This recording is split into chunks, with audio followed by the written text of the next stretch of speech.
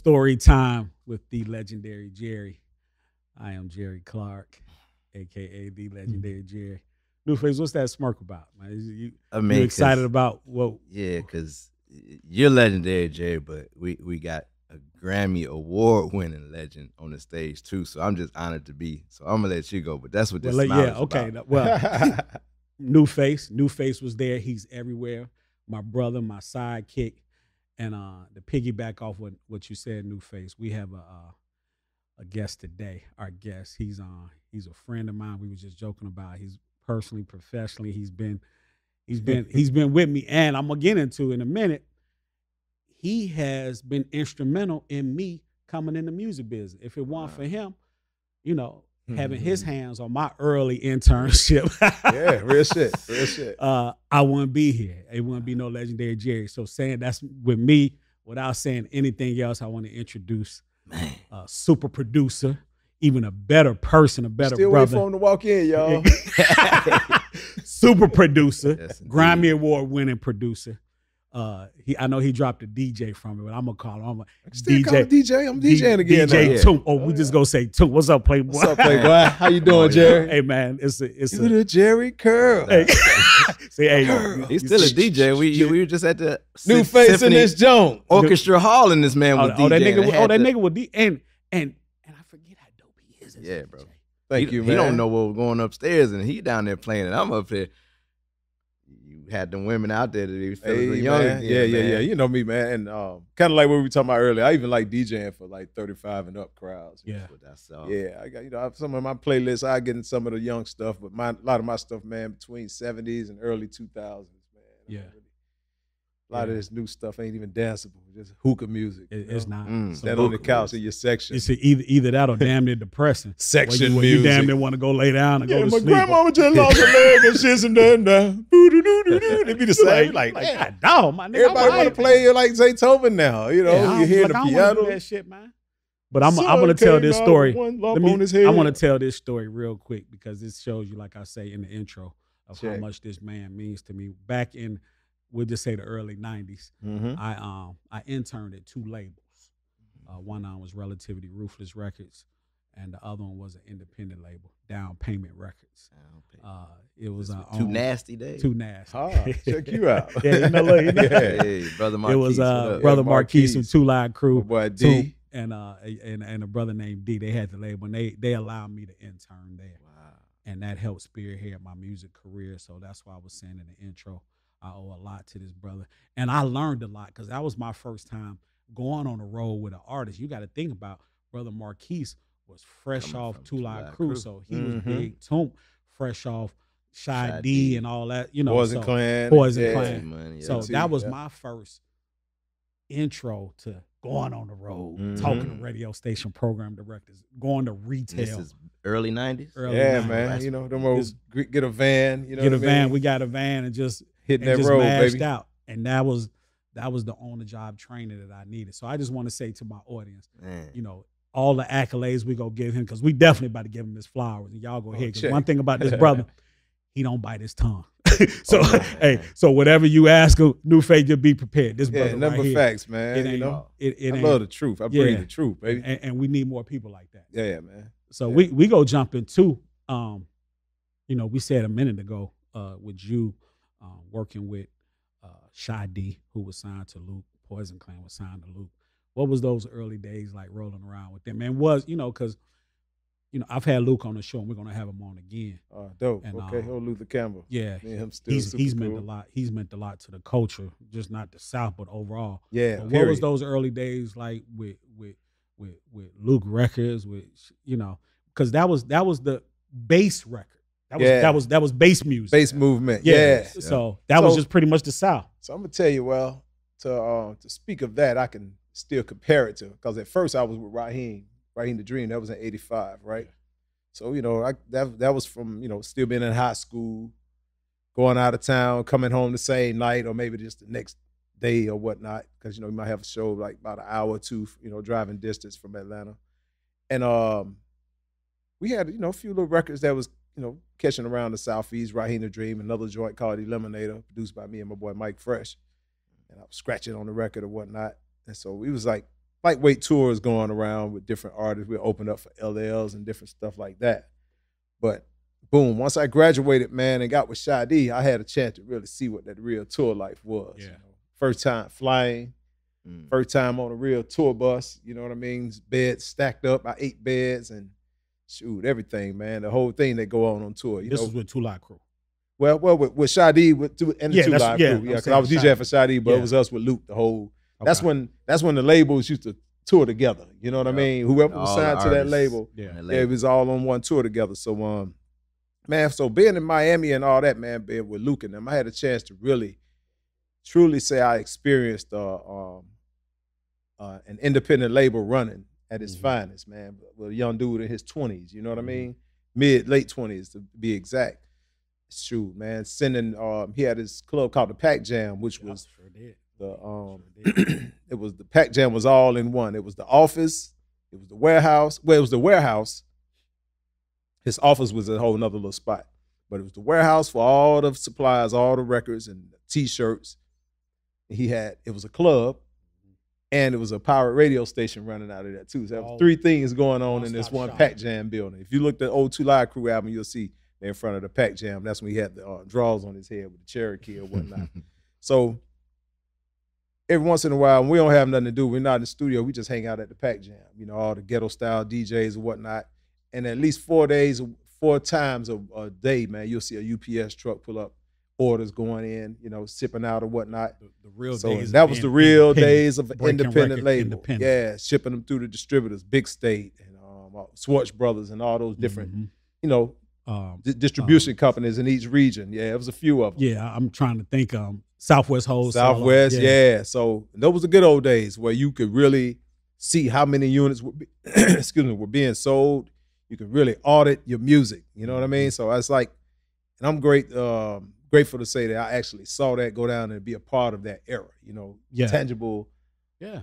Music being sold, you know, $8.99, $10.99. Learning that business early on. Yeah, I learned it very early. Saw it from A to Z. Yes, sir. Yeah, as an independent label, like you said, but and they in were Miami, like a major. And you know, in Miami, it's always been a lot of people look at New York and Cali, but Miami always been super strong with independent labels. You had Jimmy Bohorn and a lot of other independent artists come from down there. So you got the Cubans, you got the Bahamians and the Jamaicans. Everybody had their own pressing plant. You had a lot of Jamaican cats who had pressing plants in their basements. You know what I mean? They just put a wax in there and they press out a plate that night. And next thing you know, them spin. Yeah, and it'll come out that night. They could take it. Just imagine you making a song in the studio, let's say at 3 o'clock. And by the evening, they done made a plate and they could take it to the club and actually test it and see what's going on. Yeah. You know, of course, now we got CDs and demos and jump drives now. But back then, yeah, it was about the pressing plant. So Miami, Florida itself, I wouldn't just say Miami, Fort Lauderdale too. It was a lot of independent labels down there. You had Luke Skywalker Records, you had Suntown Records, you had Jam Pack Records. That was Pretty Tony. Who was Jam Pony and them? They was doing Jam Pony. Well, Jam Pony was more like the mixtape. They were the mixtape guys. You know what I mean? Well, they made an impact. Jam Pony. Shout out to Jam Pony. Big Ace the Bodyguard. Yeah, they was out of Fort Lauderdale. Is Magic Mike from Miami? He from Orlando. Magic Mike from Orlando. Okay. But he got his feet wet in Miami when he got with Clay D. Gotcha. Okay. Yeah, so Magic Mike, boom, another successful independent record label. Cheetah Records, man, they were selling millions of records independent. Millions of records back then, and Magic was a youngin'. He was a millionaire before a lot of cats. So that's a story that need to be known too. The Magic Mike story, man. And I know he don't really do too many interviews. That's my guy. Definitely, I mean, that's a story that a lot of people need to know. I remember him back then in the days in the '90s where people was talking about Cheetah Records having platinum records. Yeah, bro. Selling $1 million. Independent, no major distribution whatsoever. Straight type of money that is, man. Yeah, a lot of bread. Man, that's a lot of bread. They had to stop that shit though. It was too many of when us. You say they? Rich. Who was they? Man, the powers that be, the ones who really want to just control things. All these years, Toomp, all these years of all these Russell Simmons, Puffs, Master P, Lil J, or J Prince, Tony Dre. We couldn't no distribution. Like even like we talking back in the '90s with those guys independently. Yeah. Why do you think we could never had no black owned distributor? I mean, you say they stopped. Yeah. I mean, why couldn't we come together and Man, and create a distribution outlet.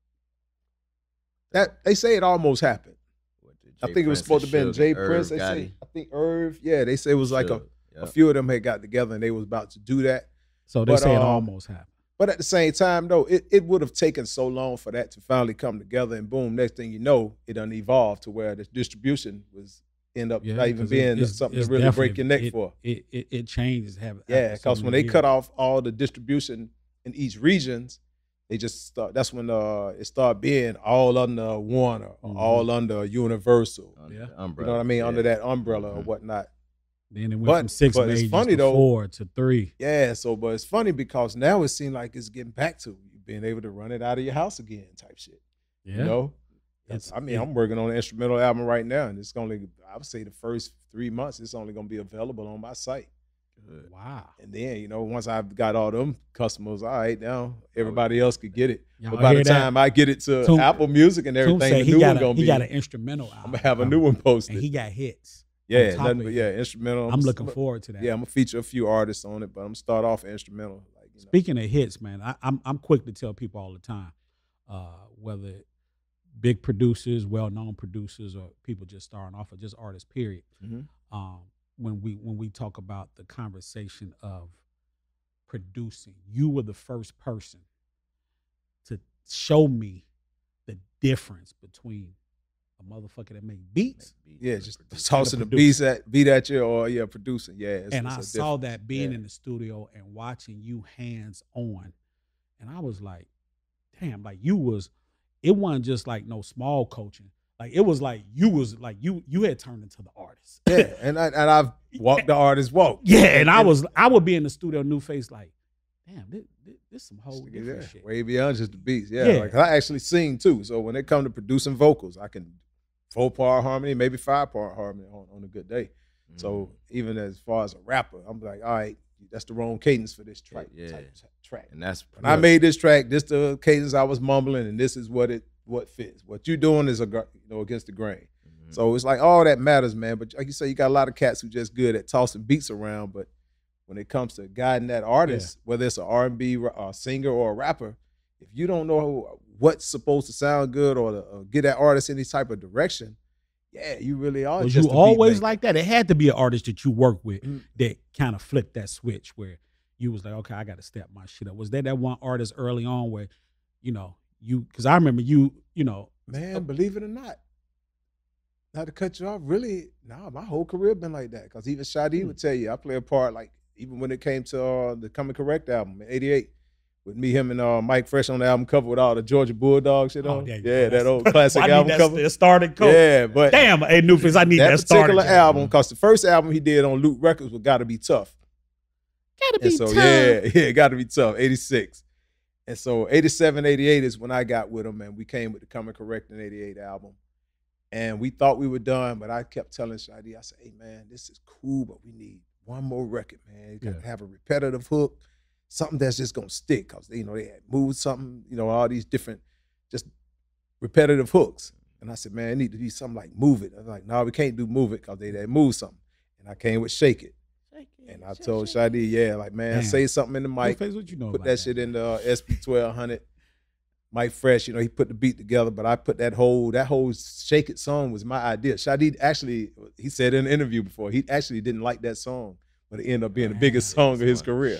Yeah, the LA Lakers were dancing off of it like 10 years after the song. I didn't know that. Yeah, I didn't know that. They Chili's were dancing off that record like way after it hit. Now, when you was a cheerleader, did you used to dance to the song? I was just holding the asses, man. I was just holding the asses. He Yeah, I wasn't doing none of the dancing shit. He transitioned. By the way, I was never a cheerleader. All right, look. Hey, we've been doing this for years, y'all. I was never a cheerleader. This Jonas shit been going on. That's what I do. See, that was just that was lightweight though. And Jerry's so good, he'll slide in. You don't really be knowing that he got one coming. I'm like, okay, I'm gonna catch you, boy. He dug that in there. Yeah, and you talk about what he dug that one quick. Boom, boom. Okay, and you talk about what I know about that. So I just talk about my introduction to Toomp, right? So again, started a company. First, it was 2 Live Crew, and they had the Miami Hurricane jackets on. That's my first, like, I need one of them jackets. Yeah. And then him and Shy D album with the Georgia Bulldog, I was boy, like, that shit's so fucking hard. So then I seen that, so I didn't know the name, but I know the music, I know the work. Then I get to Luke Records puts out an album by a dude from New Orleans, Bust Down. Bust Down, yeah. Oh, damn. You know, nasty bitch, boom, boom. So I pull it, but this is when I'm reading album credit, reading album credits. You produced that too? Yeah. Damn, I see that's crazy. I didn't. All these years I've been knowing, I ain't even know. So I see his name in that. Marrero. Yeah, Marrero. So I see his name in that. So that the name is registered. I'm reading the credits. Then the next one I moved to Atlanta, Shorty Freak a Little Something. Little John, the East Side Boys. Okay. And he got Little John early, and then I get there and they like, that's DJ Toomp, and it's like full circle. all together. Started as like, that's my introduction to this brother right here, and that was the introduction of Little John, Jazzy Faye. I think Smurf was in that video, and like, everybody look at that video, and then to know that you did it, because I didn't know that early until they said, right. Bro, you birth freak a little something.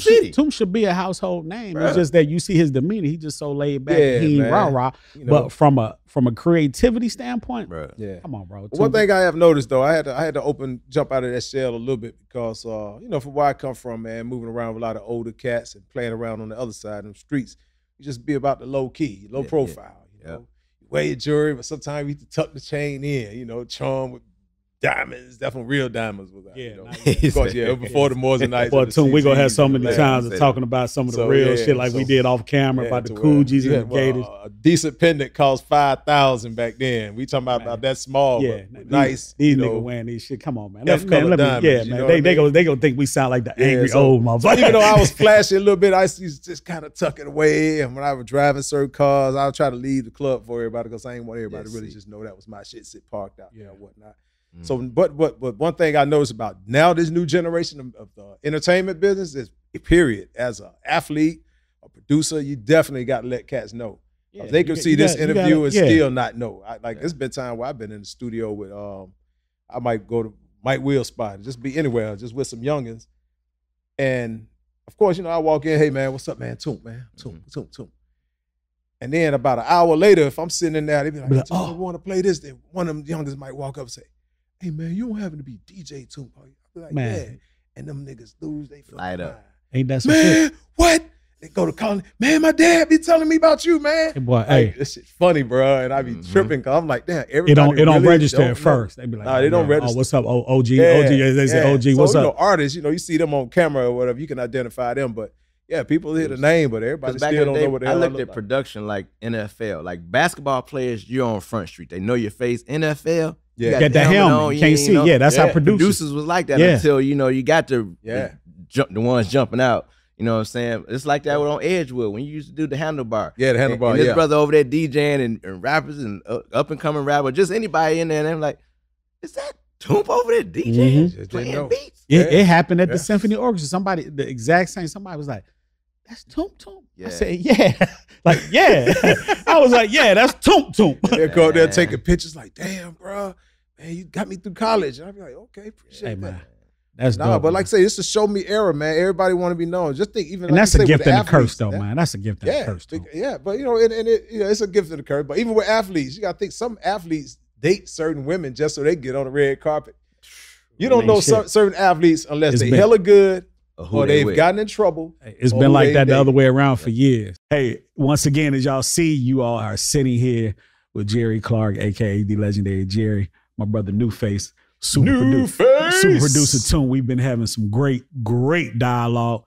This dude right here is one of the wisest people that I've ever been around. And Toomp, I want to ask you the question that we've been asking most of our guests, and I know you have a strong opinion about it. Run it. What do you feel is the state of urban music right now, Toomp? The state of urban music. Because me and you, me and Toomp have had some off the record conversations where we'll pick up the phone and see something on IG and call each other and be like, what the fuck is going on? Whatever it is. So, you know, without us sounding like the old angry niggas, but let's be straight up, you know, because I have certain issues with certain stuff. What do you think the overall state is of? Well, I would say definitely, man. And like I say, I'm far from an old angry guy. Let's keep that clear. Exactly. Me too. Just speaking of what it is. Exactly. All three of us. So it's it's becoming a who's the most popular, or who's the most popular for doing the dumbest shit nowadays, you know, or who got shot the most, who keeps getting in jail, who keeps getting in the big fights with their baby mama on camera type shit. You know, this whole thing out there with, what's the rapper out there on the West Coast? He just named Blueface whole resume. Yeah, there you go, without even saying his name. And it's wild because people are getting popular for the wrong things nowadays, not music. bro. And it's not, you know, how good of an actor you are, how good of a rapper or a singer, or even producers. You got a lot of producers out here doing clown shit too. So, but let me cut you off. So what if somebody said, well, that's technically been going on because 50 Cent rolled off being shot 8, 9 times.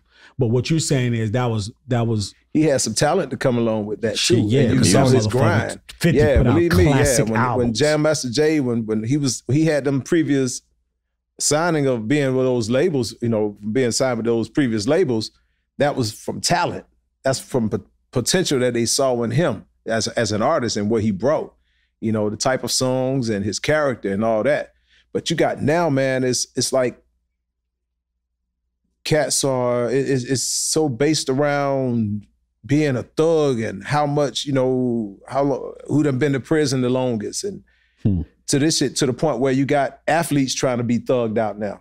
Athletes used to be gentlemen. They the ones you used to see wearing some of the flyest suits from football, baseball, to basketball players. So they kill us too. Now R&B guys, you know, okay, yeah, some of them have been looked at as soft, but it's been a lot of R&B guys who proved that they some real motherfucking men out here. Yeah. Like Brian McKnight. Yeah, and Bobby McKnight Brown. at the peak of his career. Been around. He definitely ain't no hope. Bobby Brown. But even Brian McKnight, you know, people look at him, you know, 1 month, you know, the singer. Yeah.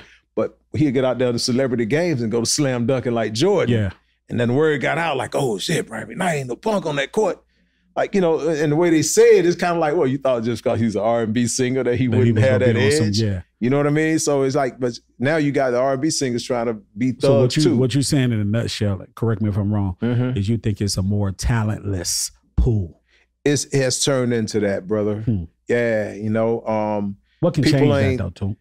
You just got to be, the labels, what can change? The producer, I mean. Well, it's a few things. I could say radio stations. They have the right to pick and choose what they play. And they should, unless it's some higher ups, because I hear stuff on the radio really, man, that's really inappropriate. Even when you hear the so-called radio edit, it's like, okay, I still hear what they saying. They still talking about getting it back in blood. Then they start trying to get it back in, Like, okay, so y'all want to play this record so bad with all this negative content to where y'all keep trying to remix it instead of saying, hey, man, just from the content of this song, we can't really play this. This is not appropriate. Yeah. But they will go out their way to try to remix this record and put some other person on it to try to make it acceptable.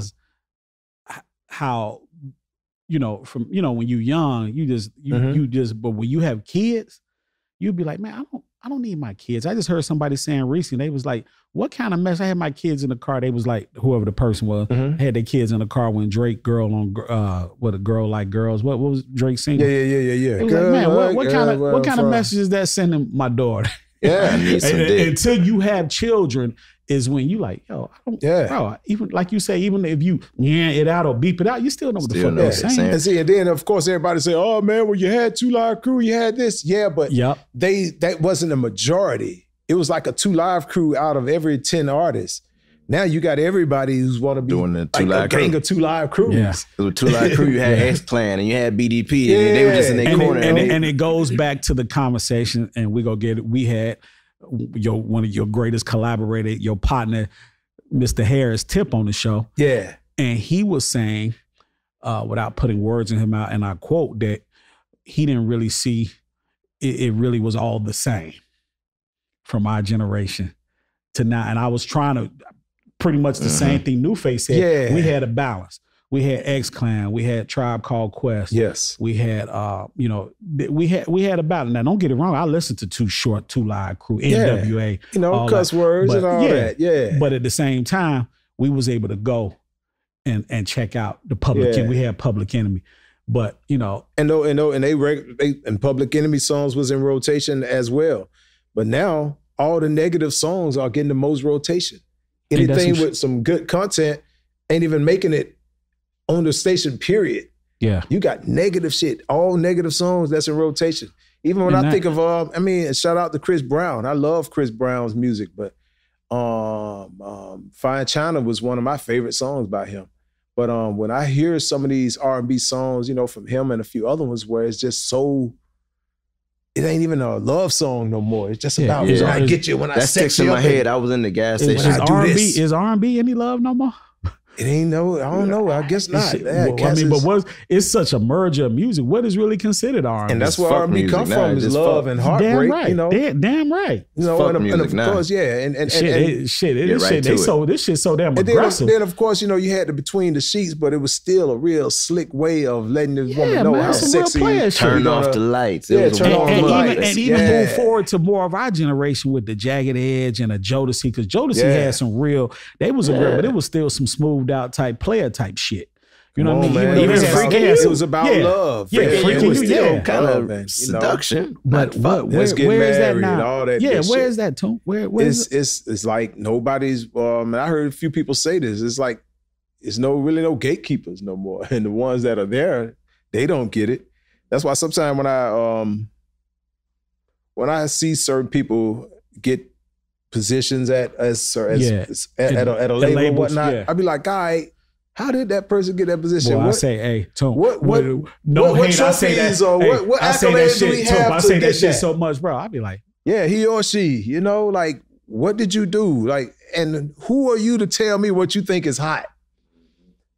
Let me know something that you could, then your judgment was, play a part in this song being a success. A lot of these just name one fucking song. A lot of these so-called A&Rs can't hear when it's thundering outside. They can't hear. They don't know, bro. They can't hear. They can't hear the thunder outside, man. But piggybacking off your point, and you been in these studios, you're musical. The talent speaks for itself. Mm-hmm. Have you ever been offered a label position? No. That's crazy. I'm not good at lying, man, unless I'm in trouble, man. and that sucks. I've never been one of them, you know. That's such a huge disappointment. I'm the type of person, you know, hey, after I see, hey, boy, it was good seeing you, boom, boom, boom. Mm-hmm. But these industry cats, you know, hey, man, we gonna do dinner tomorrow. I'm gonna hit you around noon.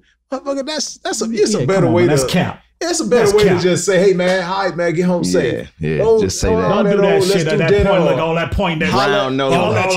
We're going to get another one Holler at me tomorrow. That song, that tap dance. And when you do call them as straight crickets, you know what I mean? So I never, and if an artist come in and it's just all right, I'm going to just say, hey, man, you know, you got to do better. So as a CEO or as an A&R, man, they might look at me as somewhat shrewd because I'm gonna keep it 100. Too outspoken, too. Like, very outspoken. I'm gonna say what it is. No matter what color the person is that would be your so-called boss who you report to, they couldn't. Nah, they wouldn't be able to take me, man. Nah, I'm different.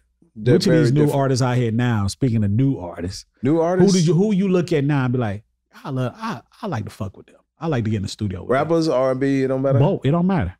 Sure, it could be anything. I love on some R&B shit. Soul, I would say. Lucky Day, Her. Rap shit. J. Cole. Oh man, it's a few rappers out there now, man. Of course, you know the Kendricks. Yeah. Shoot. Man, can you imagine Toomp with damn Kendrick? Yeah, it's crazy. Me and Kendrick got a song out called Bitch, I'm in the Club. It's a song we did a long time ago before he blew up. Yeah.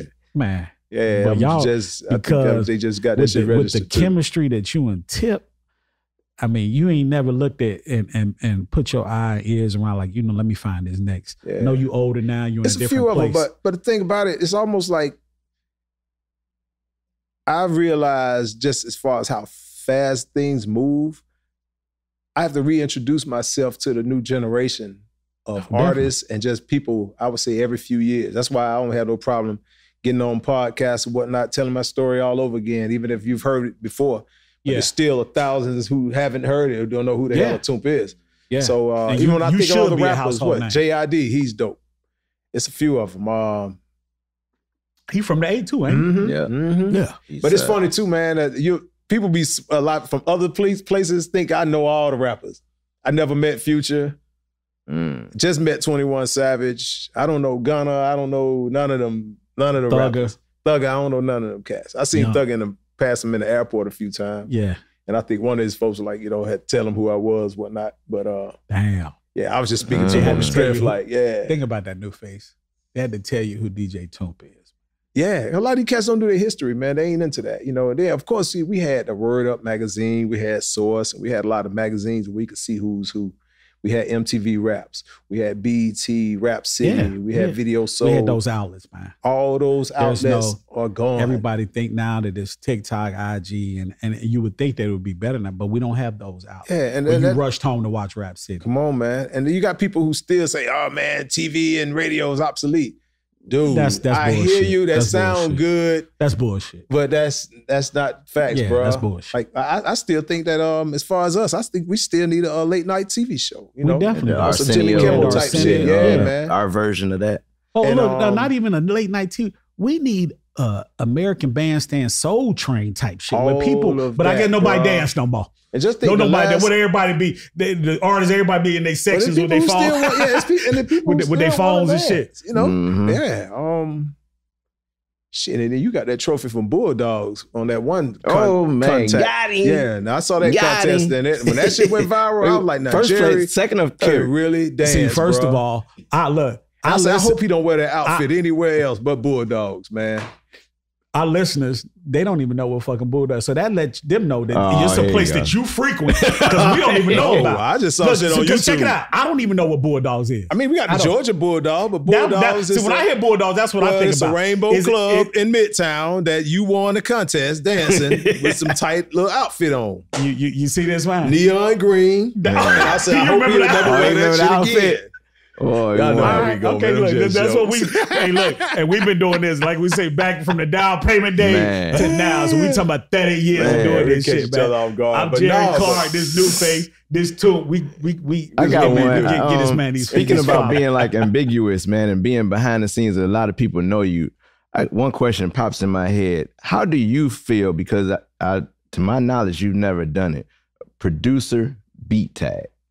Why was there never one? Or how do you even feel about hearing like Mike Will made it or Hit Boy like these David Banner? What's your thoughts on that? If I knew that it was going to get to the point to where people could really not be able to open up a cover and read the credits like they used to, like how you say you able to do. If I knew that was coming, I would have put tags in my joint. But after I started hearing them, I was like, I'm not gonna jump on a bandwagon. You might hear some of the elements and say, I think that's Toomp. Yeah, think. And do your research. Because let me tell you something. Your drum kicks and certain snap. I'm like, soon as I hear, I'm like, that's Toomp. Yeah. Oh yeah. Like it's times I've been in the studio, I'll be like with another artist, I'll be like, Toomp did this. And they be like, how you know? I'll be like, yeah, you just know it. Just certain them drums, bro.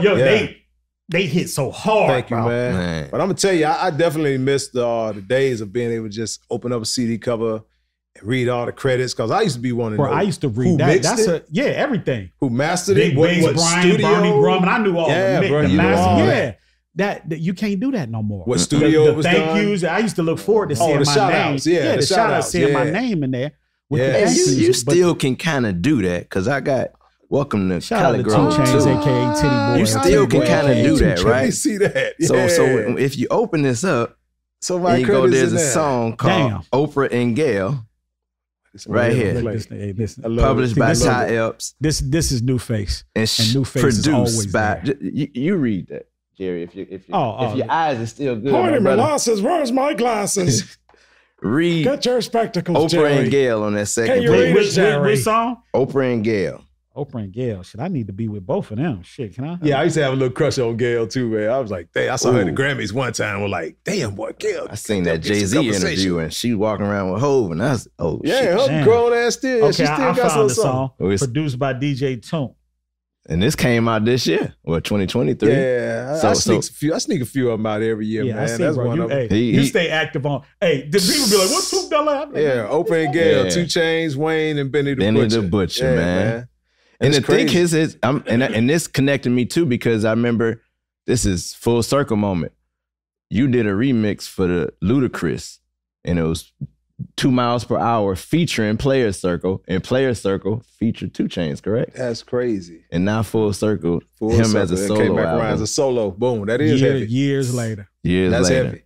But still got the talent ain't, that's what I'm saying, his brother, because before that, the Nas Lost tapes. Hey, Oh man, yeah. Hey man, Queens look, Road. Brother Blueface, got it, let me bro. say that. And I got to look in the camera and say this. This gentleman right here is one of the dopest, most creative. And I've been around some creative, dope ass, man. This dude, Toomp, man. Hey, man, a lot of times I've been in, I can tell you, man, I've been in all, like, I'd be like, you know, as much as I hate to say it because we talk shit, I'd be like, this motherfucker hard, man. Yeah, appreciate this it, man. motherfucker hard, man. And this shit's still fun, bro. You know, it's started off as a hobby. I always loved music, man. You know, my dad, you know, was singing and whatnot back in the 70s in a group called MVPs. And I learned a lot about harmony and stuff like around 4 or 5 years old. Yeah. But literally, I know that I was going to be into DJing and just a hip hop. I just knew I was just crazy about music. I was looking at album covers back in the days. And yeah, bro. And like I say, it's still a hobby, but like, you know, it's a business now too. So I actually love it. Like, you know, not everybody say, man, you know, life is better when you love what you do. Oh, it's definitely when you're passionate about something. Yeah, it's totally real different. passionate about it. And it's bro. clear the city of Atlanta loves what you do. I mean, the brother has his own day. Did you As he remember should. that? As Has he his should. own Oh, day, yeah, right? yeah, that's Toomp right. Day, I was right? at the proclamation. Yeah, We were there, Thank y'all right? for showing up, man. Hell Man, yeah. had to. Yeah. Solid, man, that's super dope. solid. How did that feel to get, you know, receive that news from that? How did you receive the news? Man, about it was that? dope. Marcy, she reached out and, you know, was letting me know, like, hey, you know, the city appreciate you. At first, I was like, Man, Nation, you for real, deserve what I'm that supposed to shit, do? man. They said, yeah, you got to get all dressed up. You know, we're going to, you know, present it to you. And shoot, Andre, Kasim, everybody showed up, that man. shit. Kwanzaa Everybody Hall. was there. Everybody. Yeah, it was Toomp. dope, man. The turnout was dope. And thanks again, y'all, for giving me that. And even everybody who showed up, all the loved ones, my Hey, man, family, friends. this is DJ Toomp. Toomp, he deserves all these flowers, all these accolades, man. Hey, man. But I got a question for him. Let's go fuck with him. Hi, let's get it. Not fuck with you per se, but if you had to do an album right now, Tip or Kanye, who would you go on with and do a full album with between them two? Wow, that's heavy. Where if he produced every song like he liked to do. Yeah, Tip or Kanye, you going to do a whole album with them? Which right now in 2024, who would it be?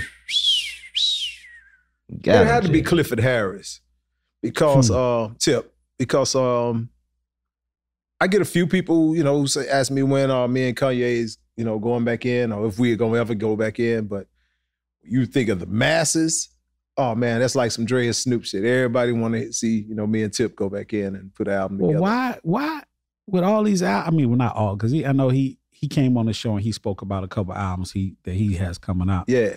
And then he had an album recently. What creatively you all is unmatched, man. Why? Well, what is it, man? Is it just I'm gonna tell you, well, sometimes, man, just, you know, when you think of how many years have passed, everybody's got their thing to do, but of course I could easily put some time aside and get in with Clifford and knock out. Actually, I think we could do it in a month if we just lock in. a whole album? A whole album in a month's time. If we just get in at least 7 hours a day, even just 4 days out of a week, yeah, a whole album could be done. But he don't have that kind of time. You would think he would, but or he may not choose to make that type of time. We make time for each other. We kick it. We hang out, Yeah. whatever. But when it comes to that, and sometimes I have to really remind him of what made the classics, and that's me really producing, not just leaving you with beats. Back to what we said, not just being a I beat got maker. to actually sit but in here producing. and be like, and after you rap over a track, I go back and build a track around your vocals. That's Newface, what I good usually. dude That's right why here, you man. don't He- know me, dope boys. Hey, Newface, he thorough, man. I've been in there with him where I watched. I'm like, And that's where most of my classes come from, is when not just me giving you the vocals and y'all mix it and I don't do it. No, when you rap or Bring do whatever, that back. same. Even with the Mariah Carey shit, I went back and built the music around her vocals on that "Loving You Long Time." Same thing with "Good Life." Can't tell me all of them. We were after we did it, I would go back and put the finishing touches. But now it's so fast, and me and Tip, we did about 9 songs one time in one night. It was God just some of them damn. had verses, some of them had hooks.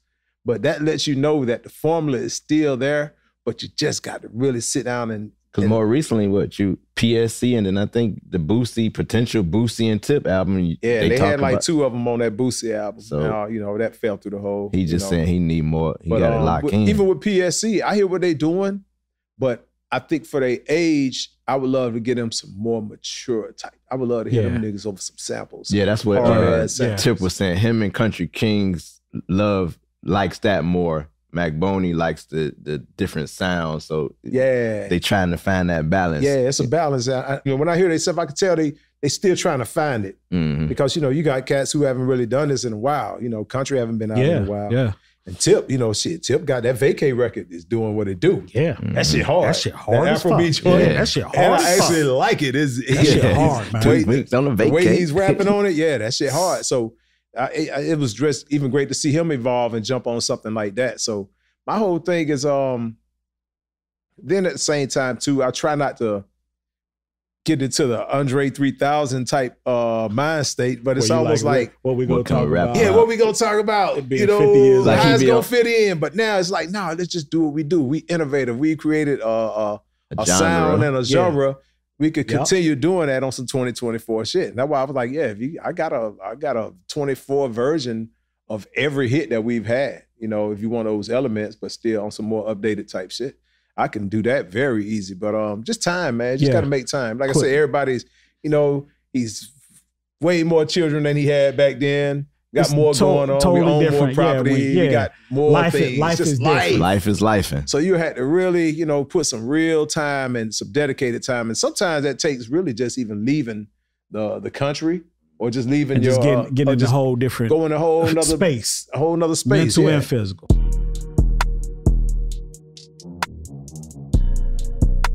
Storytime with the legendary Jerry is hosted by me, the one and only Jerry Clark. Music has been provided by July, the producer. If you haven't already, please make sure you subscribe to Storytime with the legendary Jerry on YouTube and wherever you listen to podcasts. And make sure you follow us on all social media platforms at the Legendary Jerry Podcast. For more podcasts from iHeartMedia, visit the iHeartRadio app, Apple Podcasts, or wherever you listen to your favorite shows.